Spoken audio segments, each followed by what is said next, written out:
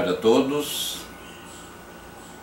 muita luz, muita paz, sejam todos bem-vindos.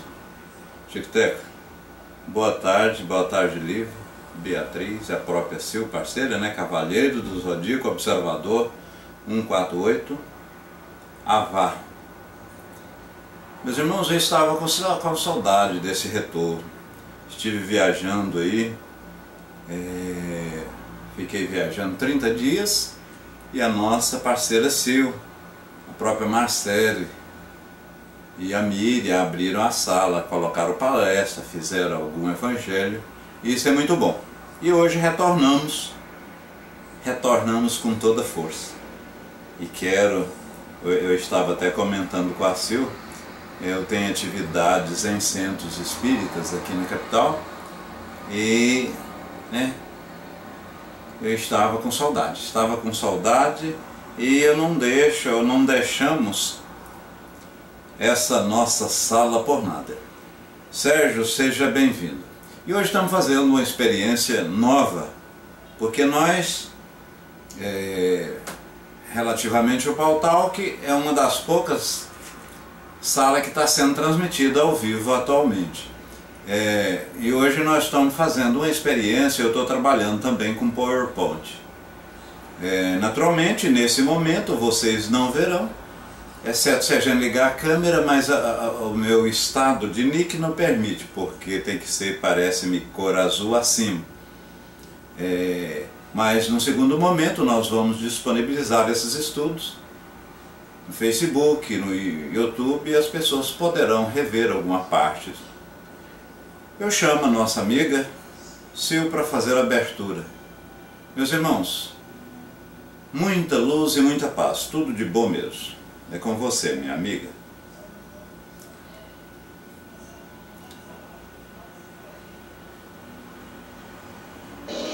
Olá, boa tarde a todos, okay. Meus amigos queridos. Muito obrigado pela presença. Estamos aqui todos juntos novamente para estudar mais uma vez essa doutrina maravilhosa, onde hoje vamos estudar o livro Obras Póstumas. E aqui no meu livro, na página 319, Publicações Espíritas, e itens seguintes.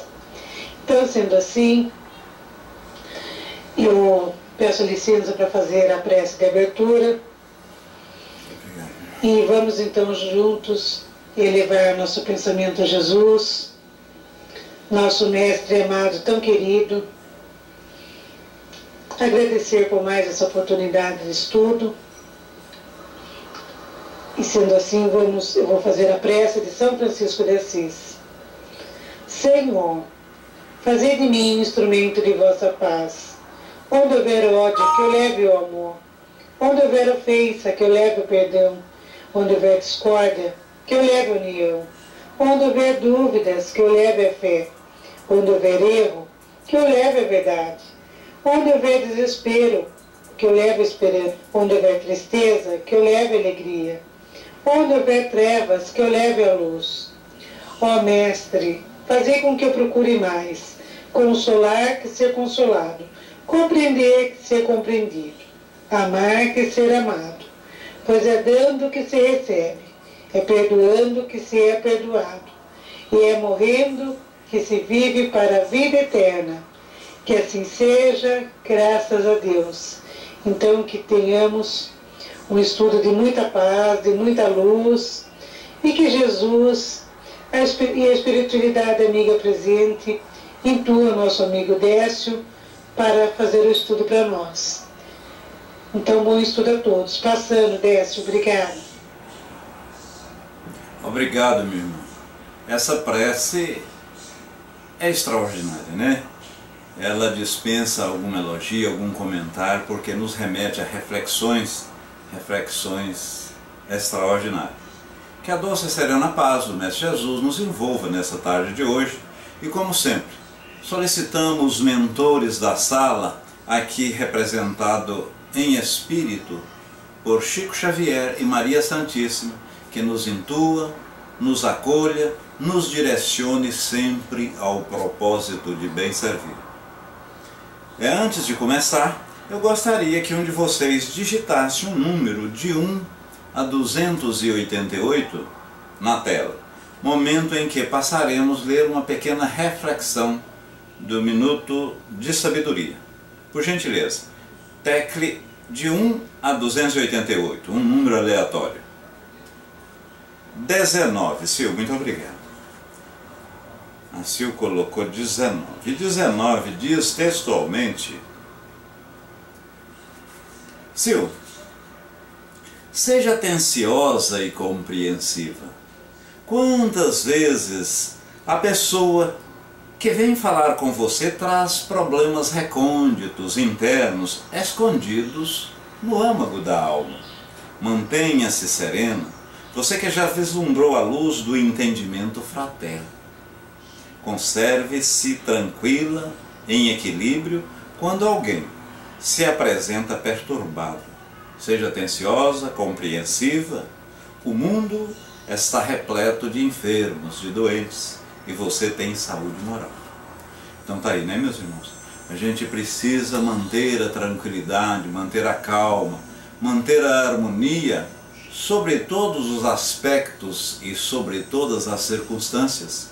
Isso porque a pessoa que vem conversar com a gente, a pessoa que vem nos expor algum problema, estão querendo ou está querendo um conselho, um direcionamento, um norte. E nós, como diz a própria mensagem, que já adquirimos um certo teor consciencial, um teor de consciência, então nós devemos estar tranquilos, nós devemos estar calmos, para que promovamos, né, uma ressonância positiva e damos um sustentáculo, servimos de colo, servimos de ombro a essa pessoa que vem buscar o lenitivo. Então, em qualquer circunstância, devemos ter calma, devemos ter equilíbrio e jamais nos desesperar. Muito bem, meus irmãos. Assim como está aí no texto, hoje nós vamos estudar obras póstumas. Publicações espíritas e itens seguintes. E nós estudamos aqui, sempre a gente diz, nós estudamos as 5 obras ditas básicas da larva kardeciana, né? Da larva kardeciana, e acrescida do que é o Espiritismo e obras póstumas. Essa obra póstuma foi escrita ou editada pela esposa de Kardec, mas com escritos do próprio Kardec em vida. Foi editada 21 anos após a sua morte. Mas tudo com anotações, porque Kardec ele era muito cioso, era muito criterioso e fazia as anotações, guardava as anotações dos seus escritos. Então nós vamos estudar aí publicações espíritas e itens seguintes. E isso, na verdade, o que se resume?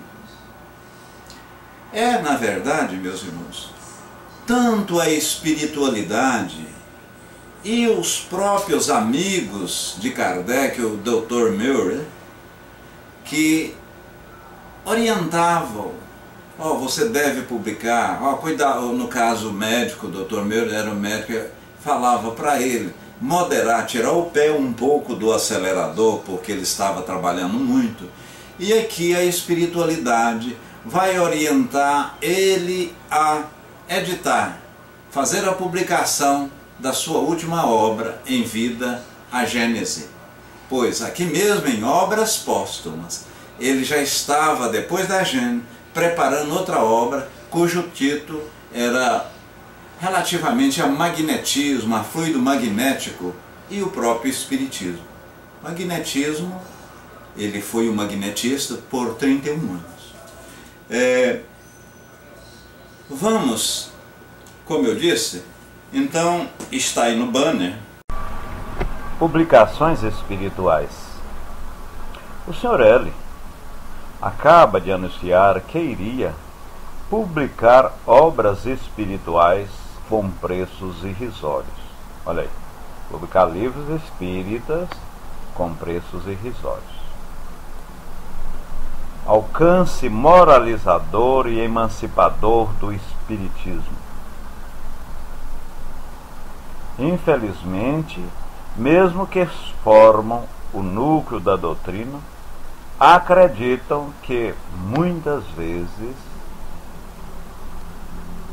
obras, alguma coisa que é feito no centro espírita tem que ser de graça, baseado naquela máxima de Jesus: dai de graça o que de graça recebeu. Mas falaremos disso posteriormente. Dar de graça é o cúmulo da hipocrisia, porque na verdade paga-se uma passagem, faz isso, faz aquilo, paga luz, paga água, etc. Então, falaremos detalhadamente. Kardec coloca isso para nós, e como nós vimos aí a tela, agora vamos discorrer cada item constante desta transparência. Relativamente ao amigo, aliás, não era amigo de Kardec, fazia parte da Sociedade Espírita. Ele, ao afirmar, esse senhor L, ao afirmar que iria publicar obras com preços irrisórios e insignificantes, estava embutido entre linhas que Kardec estava ganhando dinheiro com as publicações espíritas e estava obtendo lucro na Sociedade Espírita Parisiense, o que não é verdade. Mais embaixo, as obras espíritas, ela tem um alcance moralizador. Então, na verdade, não há como você deixar de fazer alguma publicação, não tem como você trazer um palestrante de uma cidade para outra, não tem como você alugar um auditório, ambiente climatizado e não ter pequenos custos. O que ocorre? Porque nós, meus irmãos, eles dizem que espírita tem um escorpião no bolso. E de uma certa forma, dentro do próprio movimento, há irmãos que acham que deve fazer tudo de graça. O nosso amigo Alamar, ele já bate nessa tese. Olha, se uma casa espírita, uma sociedade espírita, Hamilton, seja bem-vindo. Sociedade espírita, paga-se água, luz, energia, tem jardim, precisa de haver limpeza. Ora, tem que ter participação dos obreiros. Um custo de uma viagem, por exemplo, de um Divaldo. Divaldo vai estar aqui dia 18 e 19 aqui no nosso estado. Ora, isso tem custo. Isso tem custo de passagem, tem custo de hotel, tem custo de traslado. Então, e nós não vamos cobrar a presença, nós não vamos cobrar pela presença dos espiritistas ou dos admiradores no auditório, mas porque nós já estamos preparados para isso. Fizemos festival de sorvete, fizemos galinhada, fizemos feijoada, né? Ou seja, precisou mobilizar os espíritas local para que angariasse dinheiro, angariasse fundo para custear essa despesa de vinda do nosso irmão Divaldo. Então, há despesas. E esse cidadão L, que Kardec aqui não nomina e com bastante ética, porque é deselegante você falar o nome, né? Ele pôs só a letra L. Estava dizendo que ia publicar essas revistas espíritas, livros espíritas, a um preço extremamente módico, em entrelinha, afirmando que Kardec estava obtendo recursos financeiros e tendo vantagens financeiras com essas publicações. Infelizmente, essas pessoas que dizem que devemos dar tudo de graça, o que de graça recebemos, são do próprio meio. Mas esse dar tudo de graça é que nunca refere à mediunidade,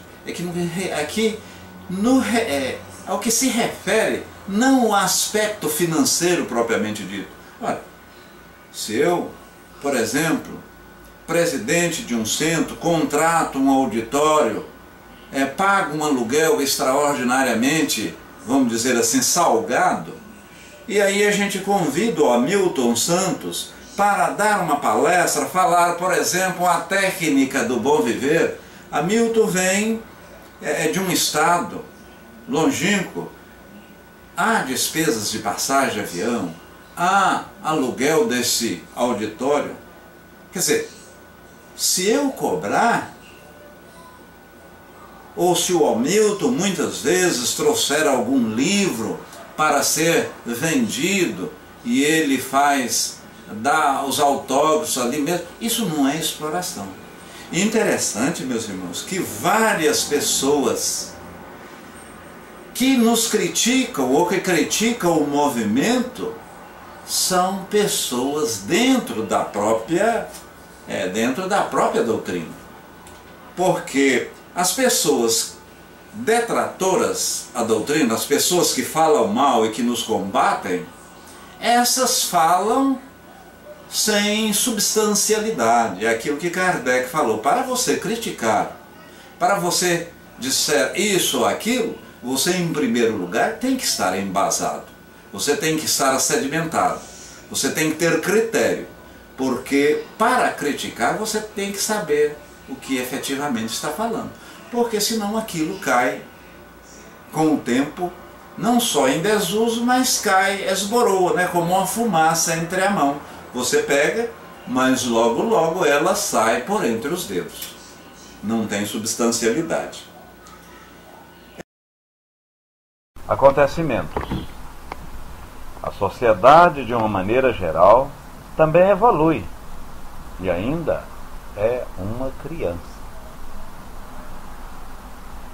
Use a lógica, o raciocínio e persiste diante as vicissitudes da comunidade. Sempre haverá mudanças, cataclismos, ajustes gerais na Terra para sua evolução. Não havendo uma preparação, o aniquilamento. Espíritas, tendes uma âncora, um escudo de salvação. O Cauende, seja bem-vindo. Natasha, pela mesma forma. Paz e luz, minhas irmãs. Então, a sociedade a qual vivemos, a matéria, a terra, o clã social ao qual pertencemos, evolui. E ele, como diz Kardec, à época, muito embora até os dias odiernos, até os dias modernos, houve uma evolução, mas é uma criança ainda. Então a sociedade, eu evoluo, eu como componente da sociedade também evoluo, as pessoas às quais eu interrelaciono, pela mesma forma, é uma evolução, é ainda uma criança. Aquilo que hoje eu não acredito e muitas vezes é uma mentira, com o passar do tempo pode naturalmente, e dado a evolução, tornar-se efetivamente uma verdade incontestável. Pode tornar uma verdade incontestável. Então, meus irmãos, eu coloquei a transparência, naturalmente vocês não estão vendo, mas num segundo momento a gente vai poder ver essa transparência e essa filmagem naturalmente. Pois bem, o segundo item, use a lógica e o raciocínio e persiste diante as vicissitudes da comunidade. Porque aquilo que você fala hoje, aquilo que você diz e argumenta como verdade, se de uma certa forma não tem um sedimento sólido, não há uma consistência, amanhã a coisa cai por terra. Porque a verdade, ela é perene e ela transcende. A mentira, ela tem, vamos dizer assim, como diz o adágio popular, ela tem perna curta. Então, se as máximas da doutrina do Espiritismo não tiver sedimentado na lógica, e se essas máximas, ao ser elevado ao raciocínio, à razão, não tiver uma consistência, logo logo a coisa cai e vai por terra, né? Então por isso que precisa ser bastante verossímil, bastante verdadeira, tudo aquilo que a gente lê e afirma. E tanto é que as obras kardecianas têm mais de 150 anos e vocês observam que não foi contestado sim, mas não foi provado que nada há de errado. Mas Kardec não diz que a nossa doutrina é perfeita e está totalmente acabada. Ele disse que, e devemos estar sempre com a ciência. Se amanhã a ciência provar que algum das suas máximas, por exemplo, se a ciência provar que não existe reencarnação, que não existe mundo habitado, por exemplo, a gente deve naturalmente seguir a ciência. Então, por isso que a nossa doutrina, e isso sem nenhum fanatismo, é e será sempre uma doutrina de vanguarda. Porquanto, se amanhã ou depois os meios científicos provarem que estamos errados em algum segmento, a gente deve deixar esse segmento e, naturalmente, adotar o que a ciência diz. Sempre haverá mudanças e cataclismos, ajustes gerais na Terra para a sua evolução. Então, isso aí são os tsunamis. Sandra, seja bem-vindo. Paz e luz, minha amiga. Sempre é importante, e a gente, muitas vezes, nós falamos, olha, mas, gente, que injustiça, Deus permitir que esse vendaval, que esse tsunami, que esse tufão, que essa enchente dizimasse tantas crianças e tantos velhos. Deus, sabendo que havia ou há tantas pessoas inocentes, como permitiu. Mas tudo há, meus irmãos, para que se conclua, para que se dê, para que se vá a cabo a evolução. Então aquilo que para nós parece uma injustiça hoje, pode tornar-se uma coisa extraordinária num segundo tempo. A gente estava e a própria... Seja bom retorno, Lívia Queiroz. Eu estava e a própria Silvia, a própria Sil, né? A Sil Camargo estava nesse estudo e nós estávamos falando relativamente à Segunda Guerra Mundial, aquele acidente da Torre Gêmeas. Aí uma pessoa disse-me no estudo, eu achei interessante. Ora, Décio, Deus faz as coisas de uma certa forma perfeitamente. Quem nos diz que Deus permitiu que aqueles terroristas dizimassem as duas Torres Gêmeas, porquanto ali poderia estar desenvolvendo alguma arma química responsável por dizimar boa parte da Terra, milhões, vários milhões de pessoas, para não dizer bilhões. Nós não sabemos. A Segunda Guerra Mundial no Japão, quantas pessoas morreu ali? Palco de duas bombas atômicas, lá em Hiroshima e Nagasaki. Ali, em 50 anos, houve uma evolução extraordinária. Será que foi necessário aquela guerra para evoluir? Nós não podemos fazer essa afirmação, mas Jesus diz com clareza: os escândalos são necessários, mas ai daqueles daquela mão pela qual o escândalo vier. Então, Mas relativamente à Segunda Guerra, relativamente ao próprio Japão e à evolução em si, tem tudo a ver com a guerra. Então, você vai, num segundo ou terceiro momento, verificar. Nós jamais podemos falar que essas vicissitudes, esses cataclismos, essas enchentes, esses tsunamis promove uma injustiça. E Deus não está vendo que está morrendo criança e velhos. Isso não deve ser dito, né, meus irmãos? Isso não deve ser dito. Não havendo uma preparação, há o aniquilamento.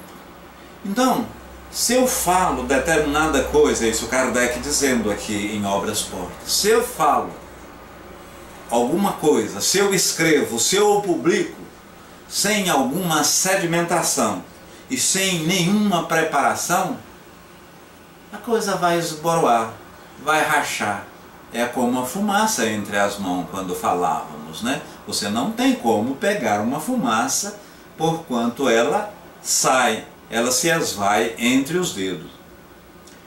E nós espíritas, conclui Kardec na Transparência, nós espíritas devemos ter uma âncora, ter um escudo, fazer com que aquela muleta, fazer com que sejamos lenços para enxugar lágrimas. Se no início dos estudos ela escolheu uma mensagem, essa mensagem pedia para ter calma, para ter tranquilidade, sobretudo quando uma pessoa vem a nós, porque nós já estamos num patamar melhor, de compreensão. Ora, se eu chego exasperado, desesperado, trôpego, claudicando junto à minha amiga Sil, e vou lhe pedir um conselho, e encontro-a do outro lado, mais desesperado ainda, aonde vai ser minha muleta? Quem vai enxugar minhas lágrimas? Aonde vai ser meu suporte? Então, por isso que nós devemos ter na doutrina espírita uma âncora, um escudo. E na verdade, o Espiritismo, ele nos dá essa âncora, esse escudo. Porque a doutrina, meus irmãos, ela nos diz, contém amor, seja bem-vindo, paz e luz, meu irmão. Ela diz com clareza, diz com bastante objetividade de onde nós viemos, o que estamos fazendo aqui e, diante o que estamos fazendo, para onde vamos. Diz para você não acreditar, questionar, notadamente relativamente ao campo mediúnico. Relativo ao campo mediúnico, deve-se questionar, verificar se aqueles espíritos vêm efetivamente de Deus, se são espíritos bem enviados. E como isso ocorre? Pela linguagem, pelo pensamento, porque espíritos comunicam pelo pensamento, e o pensamento materializa as palavras, e no caso específico, você vai verificar a psicografia, o que é que aquele espírito escreveu, ou a psicofonia, o que ele disse. O que ele disse é coisa racional, levado à sua consciência, levado à sua razão. Tem racionalidade? Se tem, a coisa persiste. Se não, então devemos levar a nossa consciência. Minha nova obra, a Gênese. É necessário que a publique antes do conflito europeu. Necessário se fazia também sua publicação rápida, em função da saúde de Kardec e a orientação do Sr. de Meurer, que era o seu médico pessoal. Espiritualmente, Kardec fora informado do êxito editorial da nova edição de a Gênese. Fora também aconselhado por espíritos a fazer alguns ajustes, notadamente na parte inicial, nos capítulos iniciais da Gênese. Que é necessário que publique antes do conflito europeu. Então ali a guerra foi 1919, então já estava prevendo, a espiritualidade já previa, vamos dizer assim, a Primeira Guerra Mundial, que foi em 1919, né? A segunda foi em 1945. Então era importante que se publicava antes desse conflito. A espiritualidade e o próprio Demeury, que foi um médico particular de Kardec, disse o seguinte: olha, Kardec, publique também, porque sua saúde não está essas coisas, e precisa que fosse publicada. Isso foi relativamente à quinta obra, sabe, meus irmãos, a quinta obra. E Kardec foi admoestado não, foi informado pela espiritualidade do êxito que iria ter a Gênese, a sua última obra, né? Falando da criação da Terra, o que é o Deus, a formação do mundo, né? E ele foi, pela mesma forma, aconselhado pela espiritualidade a mexer, a mudar alguns capítulos iniciais da obra Gênese, a Gênese. Então ele foi orientado a mudar. Vocês observem aqui na própria Obras Póstumas, que eu não me recordo o capítulo, aliás ela não tem capítulo, né? Ela são partes, eu não recordo qual parte. Kardec chegou em casa, a esposa dele, a Gabi, né, não estava, e estava fazendo um barulho. E Kardec, preocupado com aquilo, olhou, não tinha gato, não tinha cachorro, saiu, e lá pelas 22 horas a esposa dele, que era extraordinariamente inteligente e trabalhava também na área pedagógica, né, chegou do colégio, chegou de alguma escola, e ele falou: meu bem, Gabi, verifica aqui, olha se é só eu que estou ouvindo esses barulhos. Gabi: não, está fazendo barulho. Por gentileza, fica aqui, eu vou lá fora. Foi lá, não. Aí esse barulho ficou quase até as 12 horas. No dia seguinte, Kardec tinha a sessão mediúnica, onde ele levava os escritos e, adredemente preparado, ele levava as perguntas. E muitas vezes os espíritos eram evocados. Muitas vezes não, quase sempre evocados. Hoje, as mediúnicas, 95% dos centros, não fazem evocação.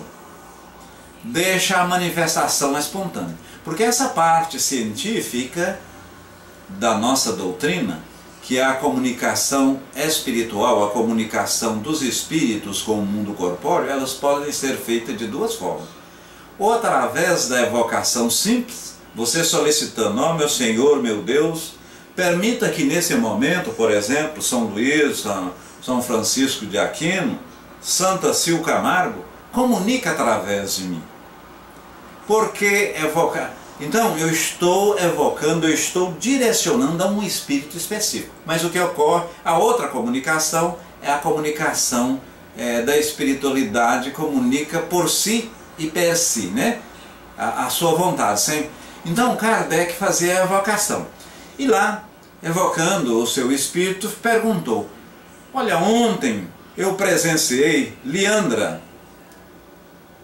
Seja bem-vinda, minha irmã. Paz e luz, a sala Luz no Caminho.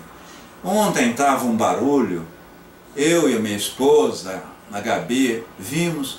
Não, era um espírito que queria comunicar. Você poderia perguntar ao mesmo que ele queria? Aí a médium, a Jafé, ela disse o seguinte: não, ele está aqui, você pode perguntá-lo propriamente. Aí Kardec perguntou o que ele queria, falou: olha, isso quando estava a edição, porque a primeira edição do Livro dos Espíritos foram 510 questões, a segunda 1019 numa e 1018 em algumas outras traduções. Isso porque a questão 1011, na edição francesa da Federação Espírita Brasileira não tem, né? A edição original não tem. As outras traduções põem a questão a 2002, põe como sendo a 1011. Então, o Espírito cognominou o Espírito Verdade, que iria ter com o mesmo 1/4 de hora durante alguns meses. E que ele deveria verificar lá na página 132, na 30ª tanta linha, que tinha alguma coisa. Se Kardec lesse e observasse com cuidado, verificava que tinha alguma coisa destoante, que não estava fechando. Então veja que a evocação é muito importante. E não só a gente deixar a manifestação espontânea, né, meus irmãos? Não só a gente... Aí a espiritualidade disse o seguinte: ocupe-se com os vossos trabalhos. Futuramente será mais compreendido, dado ao seu estudo, que serão implementados sobre a doutrina espírita. Haverá um determinado período que os espíritas não sofrerão embargos relativamente aos seus estudos e à prática do espiritismo, pois serão discípulos do espírito, os outros discípulos da matéria. Então isso disse a transparência. Ocupe do seu trabalho, Kardec.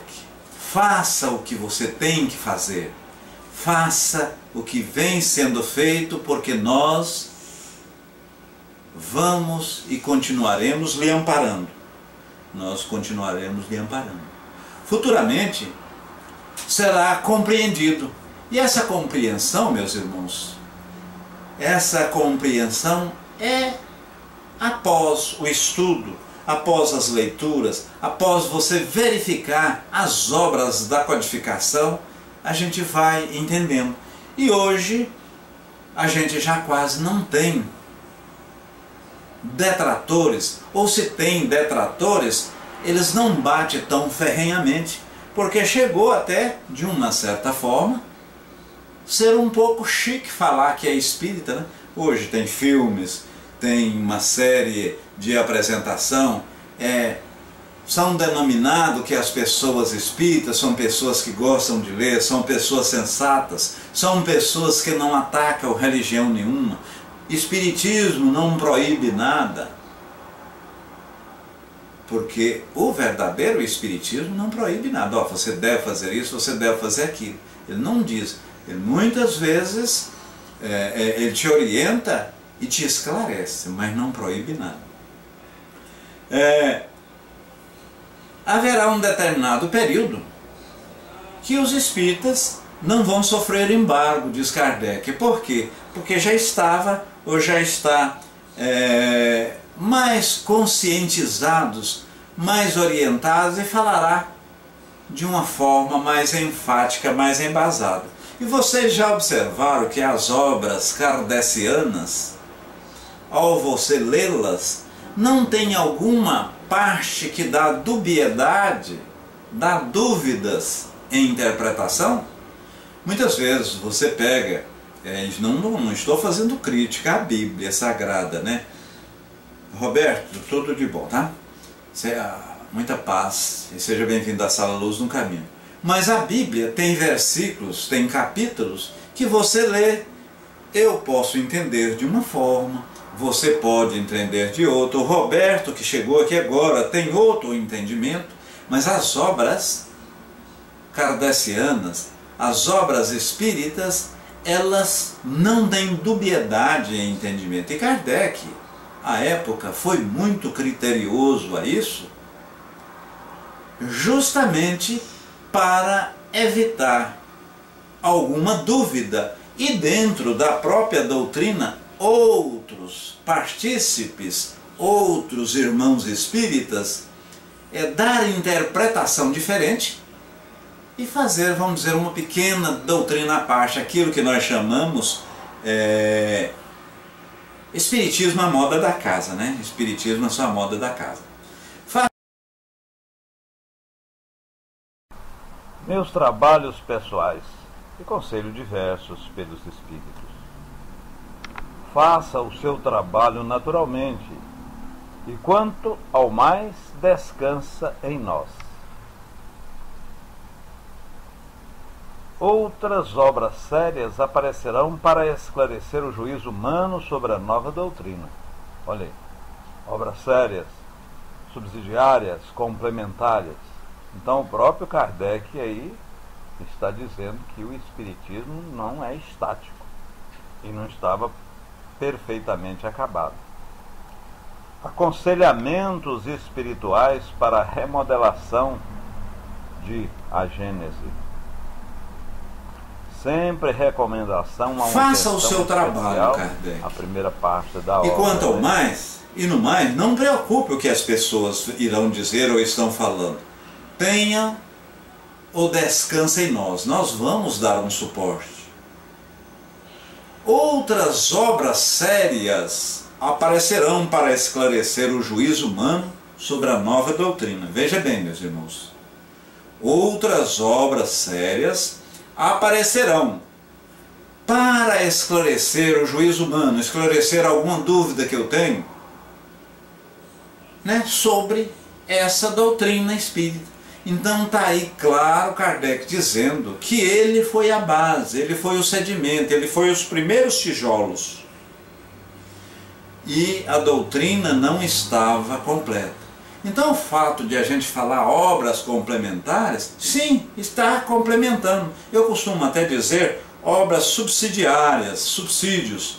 Eu evito falar obras complementares para algumas pessoas, porque tem pessoas, não, é Kardec, é Kardec, é Kardec. Eu, por exemplo, conheço um centro, aí que você falar alguma coisa que não foi Kardec, se você falar Chico Xavier, Irmã Meimei, qualquer um, é um absurdo. É o que eles chamam de espiritista bastante ortodoxo, né? Então aqui está claro, e é bom que ressaltamos, que Kardec diz que outras obras aparecerão no tempo e no momento correto e dará novos esclarecimentos.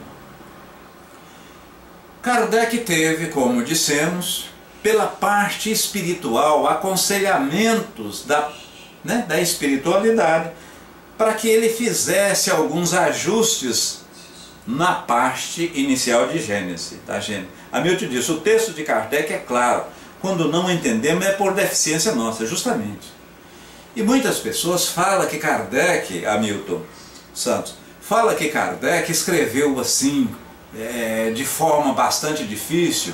Eu, há muitos anos atrás, falou, Décio, eu até gosto, conversando com a Selma, uma amiga do trabalho, eu trabalhava em banco, e ela fala, eu até gosto, eu gosto do Espiritismo, entretanto vocês têm um linguajar muito culto, mas não é. Fernando PDA, seja bem-vindo, paz e luz, meu irmão.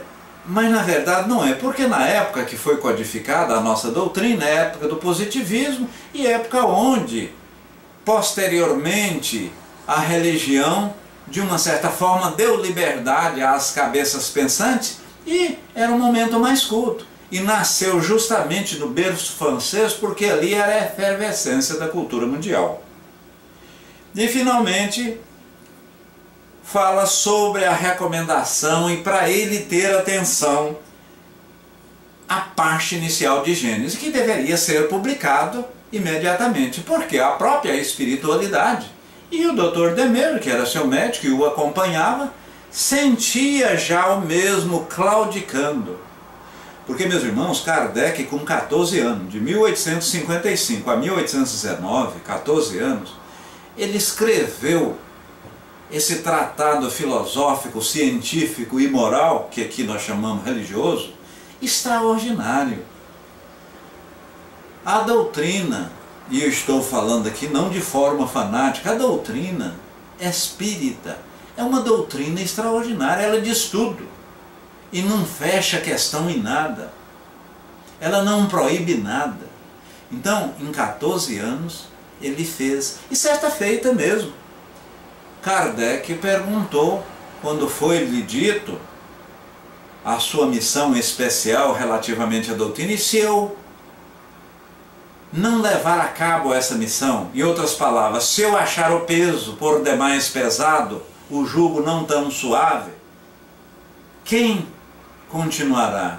A espiritualidade disse o seguinte: não se preocupa, ô Kardec, isso é uma obra divina e alguém o substituirá. O certo é que ela vai ser concluída.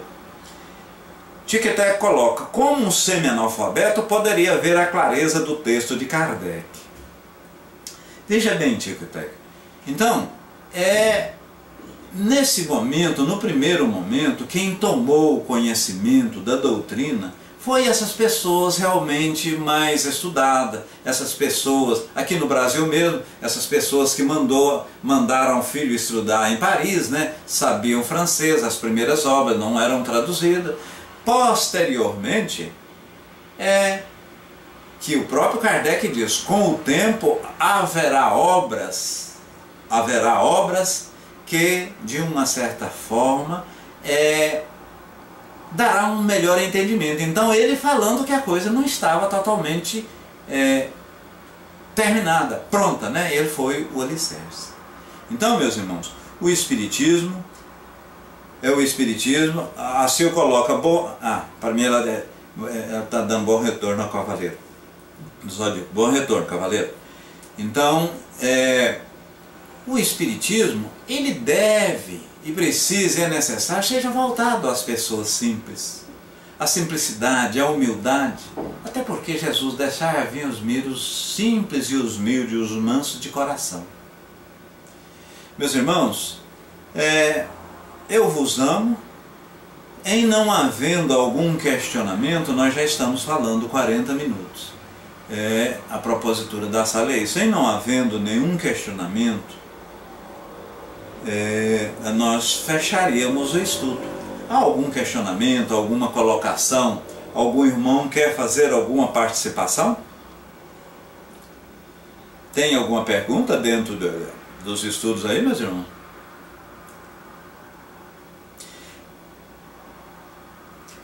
Muito bem, Hamilton. Seja bem-vindo, Dom Jorge. Muito bem, Sil. Pode dizer que eu estou... Tudo bem. Meus irmãos, então, em não havendo, nós estudamos perfeitamente, minha colega, minha parceira. Em não havendo nenhuma colocação, eu perguntaria se algum de vocês, há algum voluntário a fazer a prece final? Porque se não houver, parece que não há. A própria Sil já me disse, até em PVT, eu farei a prece final. Aqueles que quiserem colocar uma água para fluidificar, por gentileza, pode pegar. E mesmo não pegando agora, não tem problema. E nós vamos ter o próximo estudo, se agora é Obras Póstumas, o outro é o Livro dos Espíritos. Depois do Livro dos Espíritos, é o Livro dos Médiuns, o que é o Espiritismo, né, foi a segunda obra.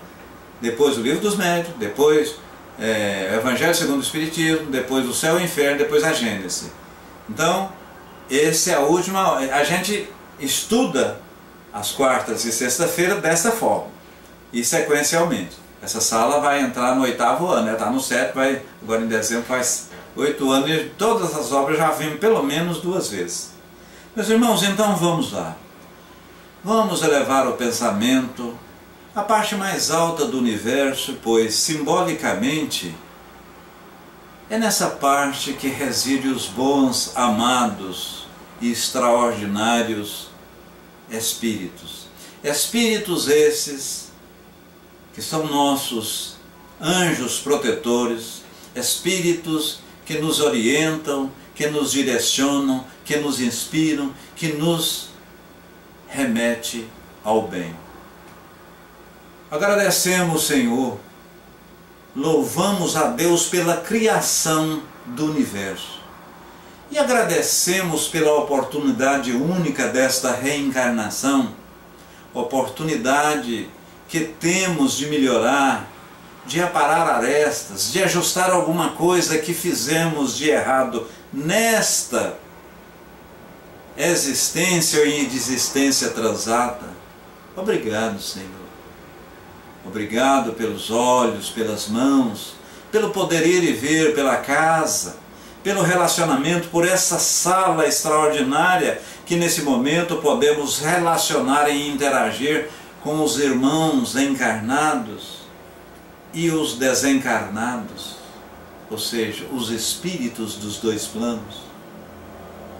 Pedimos, Senhor Jesus, que vá na casa de todos os irmãos encarnados aqui presentes e que estenda o vosso véu, o véu de brandura, o véu de doçura, o véu de mansidão, o véu de concórdia. E que, ao estender esse véu, promova uma redoma, promova, vamos dizer assim, uma proteção na sua casa e junto ao seu vizinho, para que fique fora os maus espíritos e aqueles espíritos que querem nos direcionar e influenciar o mal. Ó Mestre Divino e amado Jesus, fazei e autorizai os espíritos mais evoluídos aqui presentes a colocar em cada copo da água daqueles que puseram, e os que não puseram poderão pegar aqui posteriormente, um bálsamo nesta água e alterar a estrutura molecular da mesma, servindo cada água deste recipiente para um mal específico de cada um, tanto do corpo físico quanto do espírito. Meus irmãos, que a doce e serena paz de Jesus nos envolva hoje e durante toda a semana. Um abraço e tudo, mas tudo de bom mesmo. Que assim seja, meus irmãos. Sintam-se abraçados. Muita paz e luz. Até sexta-feira. Valeu, tudo de bom. Meus irmãos, eu vou pôr uma pequena músicazinha aqui.